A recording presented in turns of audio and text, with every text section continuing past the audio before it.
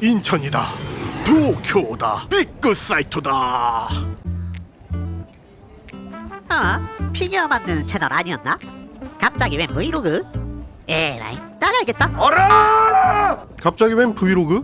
하고 궁금해하실 분들이 계실 것 같아서 먼저 간단히 이유를 설명드리자면, 저는 피규어를 직접 만들고 작업하는 것도 좋아하지만 그에 못지않게 다양한 피규어를 구경하고 수집하는 것도 정말 좋아합니다. 그래서 일본까지 직접 날아갔고요. 지금 이 영상은 일종의 영업활동이라고도 할 수 있겠습니다. 이런 마켓도 있다, 이런 문화도 있다는 걸 소개드리며, 오늘 영상은 피규어 문화에 관심이 많으신 분들이라면 충분히 재밌게 즐기실 수 있으실 거예요. 지금 제가 가고 있는 곳은 디자인 페스타라는 이름의 아트 이벤트입니다. 이 행사는 매년 여름과 겨울 1년에 총 2번 도쿄 오다이바라는 지역의 도쿄 빅사이트라는 공간에서 열리는 초대형 아트마켓입니다. 일본에서도 이렇게 다양한 피규어 작가들을 한자리에서 만날 수 있는 행사는 많지 않습니다. 자, 그럼 보시죠. 각 작가분들의 인스타그램도 왼쪽 상단에 띄워놓겠습니다. 이거 치인다 싶은 장난감이 있으시면 들어가서 구경해보세요. 피규어에만 집중된 전문 행사인 원더 페스티벌과는 다르게 디자인 페스타는 피규어만 다루는 행사가 아닙니다. 일러스트, 수공예, 캐릭터 디자인, 퍼포먼스, 여러가지 굿즈 등등 다양한 창작 컨텐츠를 한 공간에서 만날 수 있는 말 그대로 모든 창작자들의 종합 전시마켓에 가깝습니다. 올해는 원더 페스티벌이 한국에서 열릴 예정이라 저는 이번 도쿄 방문에서는 디자인 페스타를 선택했습니다. 이 행사가 규모가 진짜 상상 이상이에요. 부스 개수만 해도 6,500개 이상에 달하고 전시장 전체를 다 돌아보려면 하루로는 턱없이 부족합니다. 현장에서는 일부 작가분들이 자신의 캐릭터로 출시된 가챠 머신도 함께 병행을 하고 계셨는데요. 적은 금액으로 랜덤하게 작품을 뽑을 수 있어서 가볍게 접근하려는 관람객들에게도 좋은 반응을 얻고 있었습니다.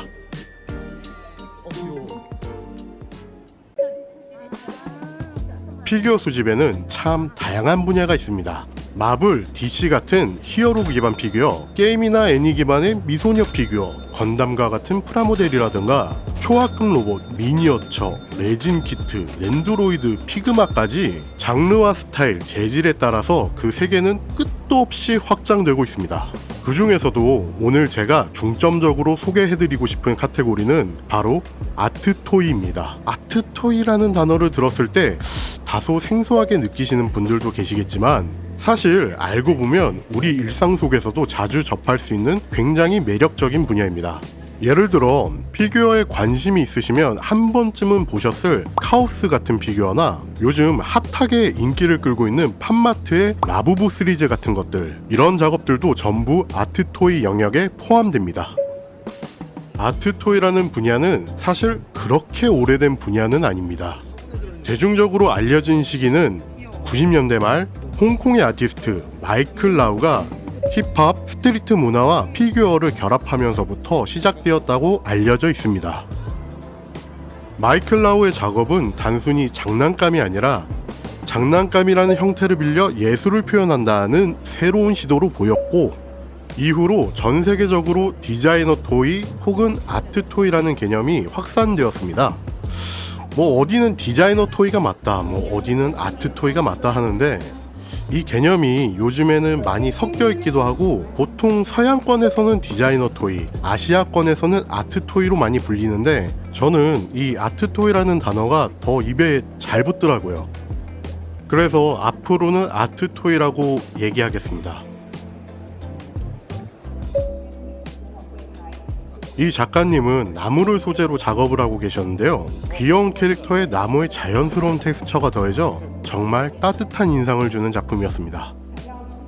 제가 관심있게 작품을 살펴보니까 한국 사람인 걸 눈치채고 먼저 한국어로도 말을 걸어주셨고, 작품을 구매했을 때 이름을 한글로 직접 새겨주시는 그런 섬세한 디테일까지 있더라고요. 이 작가님은 다가오는 8월 7일부터 10일까지 코엑스에서 열리는 핸드아틱 코리아에도 참가하신다고 하니 관심 있으신 분들은 꼭 한번 둘러보시기를 추천드립니다.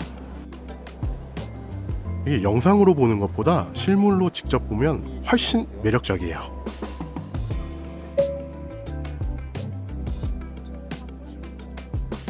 아시아 문화권에서는 예로부터 귀여움에 대한 미적 감각이 유전자 수준으로 각인되어 있다고 생각이 들 만큼 귀엽고 감성적인 창작물에 대한 선호도가 매우 높은 것 같습니다.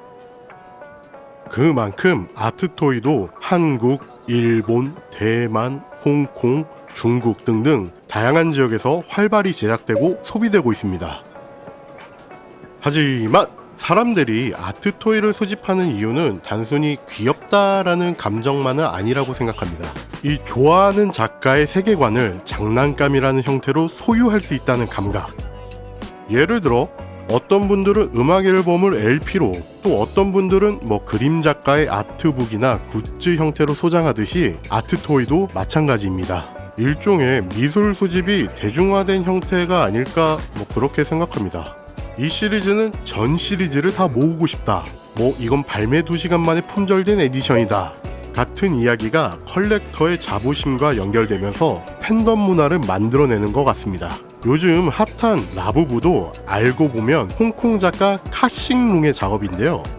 아트토이 형태로 일상에 들어오면서 많은 분들이 수집을 시작하게 된 것 같습니다. 국내에서도 가차샵이나 팝업 스토어 등에서 다양한 아트토이를 볼 수 있습니다. 아트토이는 생각보다 우리 일상생활에 많이 들어와 있어요. 디자인 페스타에도 오픈런이 있습니다. 특히 인기 작가의 경우는 오픈런이 기본인 것 같습니다. 이벤트 시작과 동시에 줄을 서서 구매해야 될 정도로 인기가 많고, 이 부스 앞이 순식간에 사람으로 꽉 차는 그런 풍경도 심심치 않게 볼 수 있었습니다. 저도 거의 오픈하자마자 들어갔는데 사고 싶었던 피규어가 다 품절이더라고요. 심지어 토이 부스가 아닌 일러스트나 일반 디자인 구역에도 아트토이를 병행하는 작가들이 꽤 많이 참여하고 있었기 때문에 관람객 입장에서는 진짜 부지런히 돌아다니지 않으면 놓치기 쉬운 작가들도 정말 많았습니다. 그래서 미리 팁을 드리자면, 관람 전에 디자인 페스타 사이트에서 마음에 드는 작품이 몇 번 부스에서 판매하는지 미리 조사해서 움직이시면 이쁜 작품들을 빠르게 얻으실 수 있지 않을까 싶습니다. 제가 이번 영상 제목에서 피규어계의 홍대병이라는 표현을 써봤는데요. 사실 이게 어그로성 농담만은 아닙니다. 아트토이는 유통 구조상 대형 유통방을 타기보다는 개인 SNS나 소규모 행사, 팝업 스토어를 통해 소개되는 경우가 많기 때문에 관심을 갖지 않으면 알 수 없는 작가가 진짜 많습니다. 게다가 대부분 수제작, 소량 생산이라는 특성상 한정 수량으로 빠르게 품절되기도 하고, 가끔 작가가 활동을 중단해버리면 진짜 나만 아는 작품이 되는 거예요. 이런 구조 때문에 자연스럽게 나만 아는 작가, 나만 아는 캐릭터, 이런 게 생기게 되고, 결국 일종의 타이적 홍대병 같은 컬렉터 감성으로 이어지는 경우가 꽤 많습니다. 그래도 요즘에는 팝마트 같은 브랜드가 이런 개별 작가들을 많이 소개해주고 있어서 접근성이 많이 좋아졌습니다. 아니, 나만 할 거라고 의지되는 게 홍대병이지. 진짜 외로워서 그래요. 같이 수집해요. 아트토이라는 큰 카테고리 안에는 재료나 제작 방식에 따라 세부적인 장르들이 존재합니다. 그 중에서도 현장에서 가장 자주 보였던 장르 중 하나가 바로 소프비, 즉 소프트 비닐 피규어인데요. 그 외 어릴 적에 울트라맨이나 괴수 장난감 또는 큐피나 바비 인형 같은 인형 만져보신 적 있으시죠? 겉은 부드럽고 말랑하고 속은 텅 비어있는 구조, 그게 바로 소프비의 특징입니다. 이 소프비는 여러 아트토이 작가들에게 간택받는 스타일 중 하나입니다.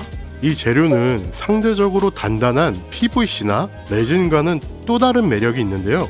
특유의 둥글고 따뜻한 질감 덕분에 귀엽고 감성적인 캐릭터를 표현하기에 매우 적합하며, 가볍고 충격에도 강해서 완성품의 보존성도 뛰어납니다.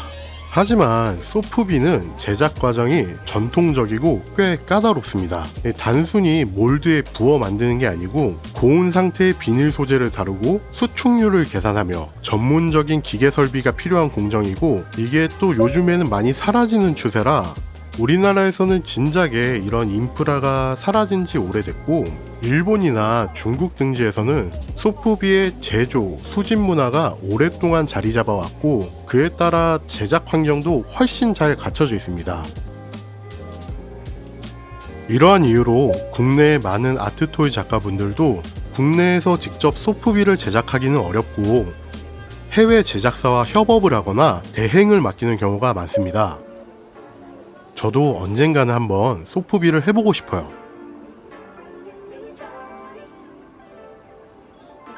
국내에서도 아트토이 작가분들이 점점 늘어나고 있는 것 같습니다. 하지만 아직까지는 생산 인프라나 유통 채널, 전시 기회가 그렇게 많지 않은 편입니다. 예전에는 아트토이 컬처라는 큰 행사가 매년 열렸지만 지금은 여러 사정으로 중단이 된 상태고, 그나마 서울 일러스트레이션 페어나 각종 피규어 페어 등을 통해서 간간히 작가분들을 만날 수 있습니다. 이번 행사에서는 한국 작가분들도 여러 참가하고 계셨는데요. 제가 어설픈 덕틴으로 촬영해도 될까요? 라고 여쭤보니 그 어설픔을 알아보고 한국 사람이에요 하면서 반갑게 맞아주신 경우가 많았습니다.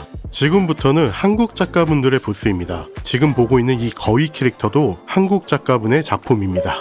SNS에서 본 작가님도 계셔서 반가웠습니다. 라비플래닛이라는 이름의 작가님인데 곧 소프비로 작업할 예정이에요 라고 하셔서 기대를 많이 하고 있습니다. 이 작가분은 사실 처음 보게 되었는데 알고 보니까 이 작가분의 남편분의 피규어를 제가 수집을 했었더라고요. 여기 아래 보이는 이너아제라는 피규어인데 서일패에서 구매를 했었습니다. 이 세상이 참 좁은 것 같죠? 이 작가분은 해외에서도 유명한 김몽리라는 작가분이시고, 이 피규어를 꾸준히 모으는 친구가 있어서 이미 알고 있었습니다. 이렇게 해외 행사에서 한국 작가님들을 만나게 되면 왠지 모르게 더 반갑고 자랑스러운 그런 마음이 듭니다. 또 하나 소개드리고 싶은 팀은 4WD라는 이름의 작가 크루입니다. 총 4분의 아트토이 작가가 팀을 이루어 함께 활동을 하고 있으며 이번 디자인 페스타에도 공동 부스를 운영하고 계셨습니다. 이 팀은 올해 한국에서 열릴 예정인 원더 페스티벌 코리아에도 참가하신다고 하니 이런 작가분들의 작품이 궁금하신 분들은 꼭 체크해 보시면 좋을 것 같습니다.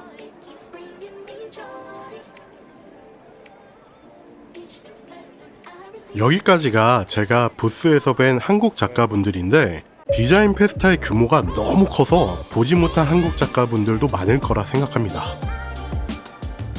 국내에도 소프비를 쉽게 접할 수 있는 환경이 갖춰지면 훨씬 더 다양한 스타일의 아트토이 작가분들이 등장하지 않을까 개인적으로 기대하고 있습니다.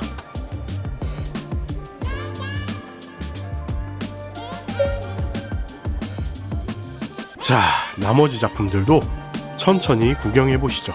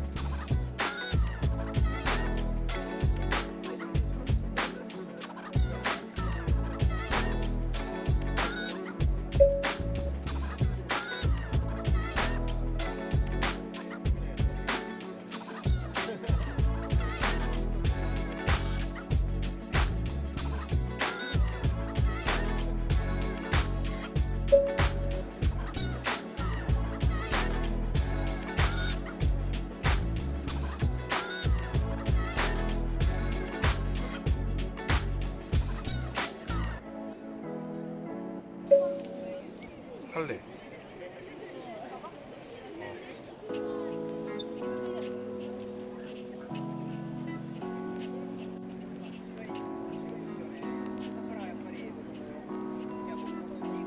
정말 다리가 후들거리는 페어였습니다. 하루 종일 구경해도 끝이 없었거든요. 심지어 전체 부스에 반도 못 본 기분이었습니다.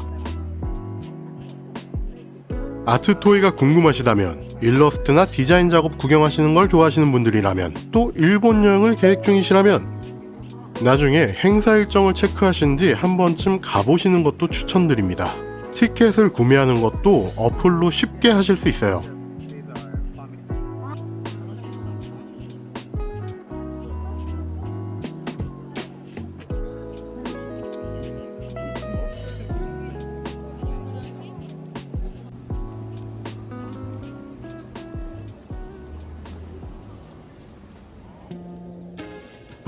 디자인 페어 말고 한 군데 더 소개시켜 드리려고 하는데요.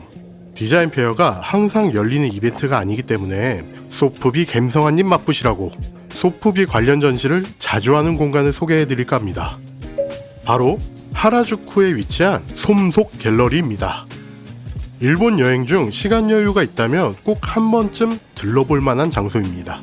2층짜리 공간으로 구성되어 있는데 1층과 2층 모두 갤러리 공간으로 활용되기 때문에 전시 내용이 자주 바뀌는 것도 큰 매력입니다. 제가 방문했을 때는 1층에서는 사이버펑크 엣지러너 관련 팝업 스토어도 열리고 있었는데 애니메이션 속 캐릭터 의상과 분위기를 완벽히 재현해낸 세트가 인상적이었습니다. 굿즈나 의류도 현장 구매가 가능했기 때문에 관련 팬들에게는 꽤 흥미로운 경험이 되었을 것 같아요. 곧 제작되는 엣지러너 후속작도 너무 기대됩니다.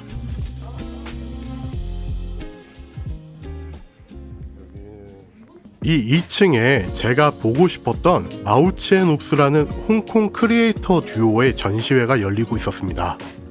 특히 꼬리가 잘린 도마뱀 캐릭터 오 피터 시리즈가 눈에 띄었습니다. 사실 이 피규어를 구매하려고 일부러 찾아간 건데 아쉽게도 전부 품절이라 실물만 감상하고 돌아왔습니다. 하지만 현장에서 직접 전시된 작품들을 볼 수 있었던 것만으로 큰 만족이었습니다. 이 갤러리는 하라주쿠역 근처 다케시타 거리 끝 횡단보도를 건너면 바로 부담없이 구경하실 수 있으니 한 번쯤 가보는 것도 추천드립니다.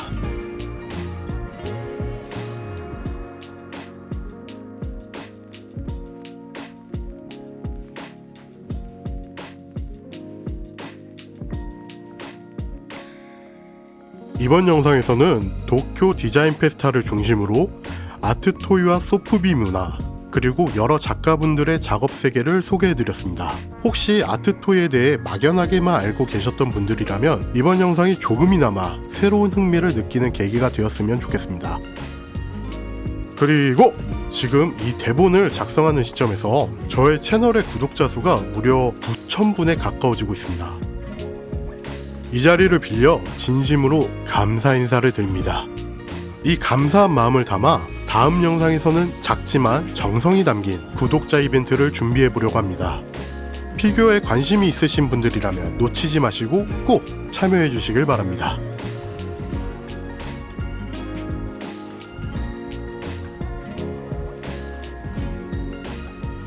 오늘 긴 영상 끝까지 시청해 주셔서 감사드리며 저는 다음 콘텐츠에서 더 알차고 흥미로운 피규어 제작기로 다시 찾아뵙겠습니다. 다음 영상에서 뵙겠습니다. 감사합니다.